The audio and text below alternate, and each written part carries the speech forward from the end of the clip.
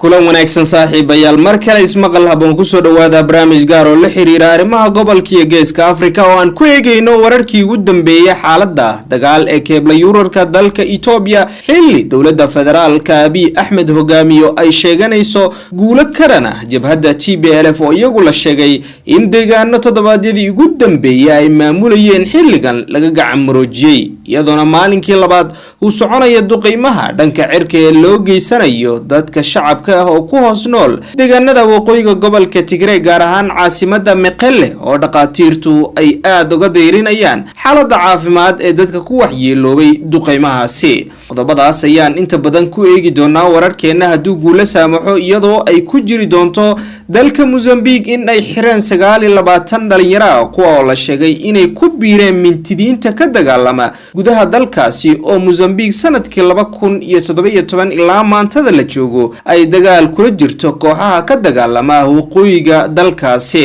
haddii ay tahay markii kugu horeysay daawadaha halkan aad soo gaarto waxaan ka codsanaynaa inaad ka mid noqoto saaxiibada nagu xiran ee hela xogaha iyo dhacdooyinka sida maalinlaha halkan aan ugu soo tabino haddii aad hore inoola joogtana waan kaaga mahadcelinaynaa dhiirigelintaada iyo ka fikir dhiibashada qodobada aan halkan idinkula wadaagno muuqaalka u sii shargaraya saaxiibada aan helin idinkoo u marinaya mareegaha aad ku xiriidhaan channelkana subscribe inoo saara bal markan aan ku bilaabo qodobka ugu horeeya ee tabinteena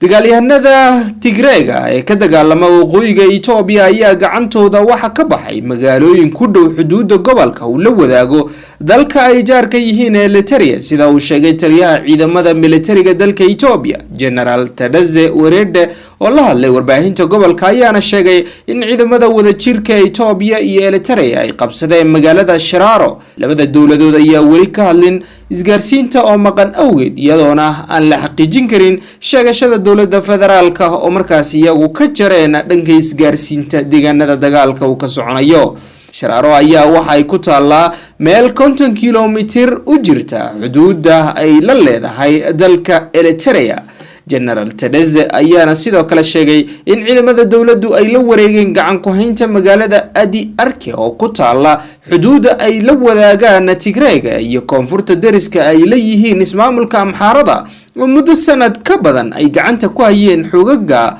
mucaaradka ku ah dowladda federaalka Ethiopia ee TPLF ciidamada dawladda ayaana qorsheynaya in ay markaasi maamulaan Ahudum Adigad Shiraro iyo waliba deegaanada kale ay ka faramaroojiyeen xogaga ka soo dagaaltagaya magaalada Mekelle ee caasimada ismaamulka Tigrayga sida uu sheegay General Tadesse waxaana inta ku daray in hadafkooda ugu dambeyn uu yahay in hubka laga dhigo jabhadda iyagu markaasi dagaalka baan kula jira dowladda federaalka Ethiopia oo labadii sano ugu dambeysay ay ku dhinteen dadaad u tiro badan labada dhinac ayaana iyagu waxa ay midba midka kale ku eedeeyeen inay qalad ka galeen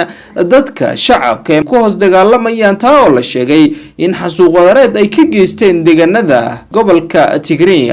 dowladda ayaa inta badan waxa ay ka aamustay faafahinada dagaalka soconaya oo toddobaadyadii ugu dambeeyay cirka isku sii shareeray iyadoona ay soconayaan dadaalo ay wadaan beesha caalamka oo qoraallo isdabajooga u soo diraya labada dhinac sidii looga baaqsan lahaa dagaal sii daba dheeraada ayna dad badan ku dhintaan horaantii toddobaadkan taliyaha guud ee ciidamada difaaca federaalka Ethiopia Field Marshal Berhanu Jula ayaa sheegay in ciidamadoodu ay ku guul dareysteen inay ka hortagaan weeraro ay bilaabeen sida uu sheegay ciidamada Tigrayga isagoo aanan wax faahfaahin ka bixin 3 toddobaad ayaa laga joogaa markii ay dib u soo cusboonaadeen dagaalada ay burburiyeen xabajoojintii 5 bilood ee socotay taa oo beesha caalamka iyo waliba dowladda federaalka iyo xogaga TPLF ay go'aan ku gaareen in wada xaajood laga galo laakiin ugu dambeyn subax qura uu ka qarxay dagaal deegaanka Kobo halka oo ahayd gunta ay midba midka kale ku eedeynaysay in dhaqdhaqaaqi ay ka wada ugu dambeynna xabadii ka bilaabatay ilaa maantadan ay joogto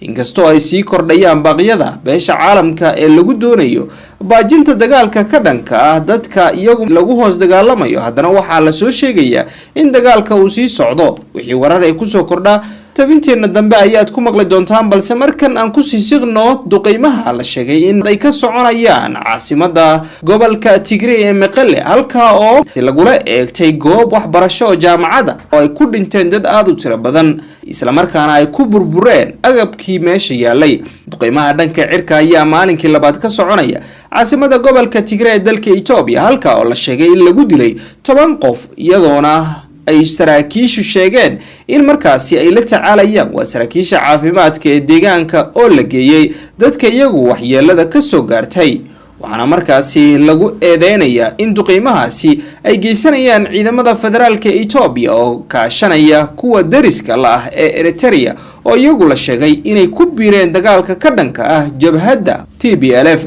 dowladda Itoobiya ayaa tan iyo dabayaaqadii sanadkii 2020 dagaal kula jirtay kooxda Tigray People Liberation Front ee loo soo gaabiyo TPLF, iyagoona si degdeg ah uga jawaabin codsiyo ku saabsan duqeymaha dagaalka iyo waliba joogitaanka la sheegay in ciidamada Eritrea ay ku jiraan dhulka gobolka Tigray.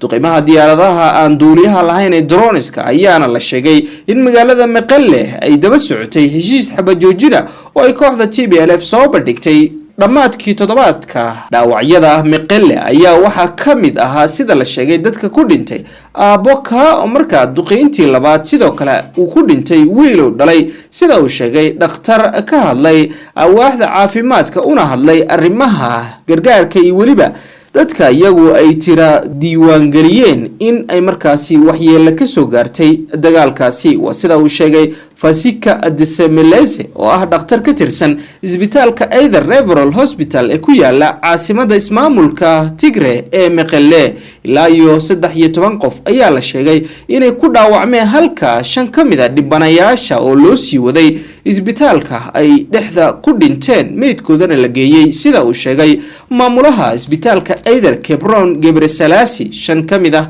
ayaana sidoo kale isla goobta ku qurbaxday, waxaana goobta dadka ay ku dhinteen ugu badan duqeymaha ka dhaceena lagu magacaaba Degim Asmal, sida uu sheegay isagoo soo xiganaya isuduwaha gurmudka ismaamulka Tigray caasimadiisa ee Mekelle. Gibron ayaa waxa uu sheegay in isbitaalka uu la tacaalayo badbaadinta dadka dhaawaca fudfudud sababtoo ah saadka oo gabaabsi. ayuu sheegay in dadka qaar ay u dhimanayaan. dagaaladan ayaa waxa ku dhintay kumanaan qof, halka ay ku barakaceen malaayiin oo iyagu u kala gooshay xuduudaha dalka Itoobiya uu la wadaago oo qaarkood la sheegay in Soomaaliya ay gudaha u galeen. waa hagaag saaxiibayaal, qodobkii ugu dambeeyay ee barnaamijkeena ayaan markan isla soo gaarnay. booliiska dalka Mozambique ayaa xiray 20 dhalinyaro kuwa oo la sheegay inay u safriyeen siday ugu biiraan mintidiinta ka howlgala gobolka qaniga gaaska ku ah ee Cabo Delgado. inta badan dhalinyaradan oo ka soo jeeda degmooyinka Membo iyo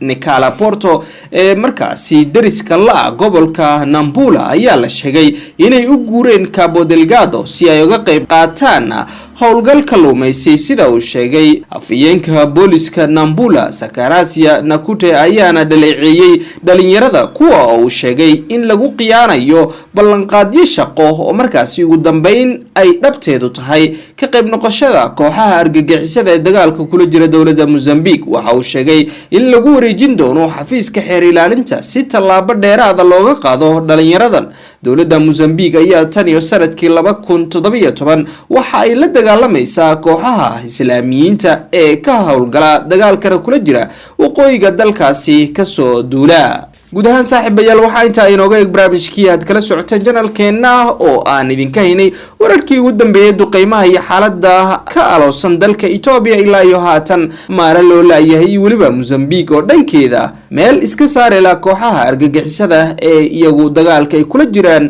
muddada ka badan 3 sano. tan iyo kulanti dambe intaan dib ugu kulmayno barnaamijkii warar iyo warbixino kuwan ka duwan waxaan idinku dhaafeynaa sida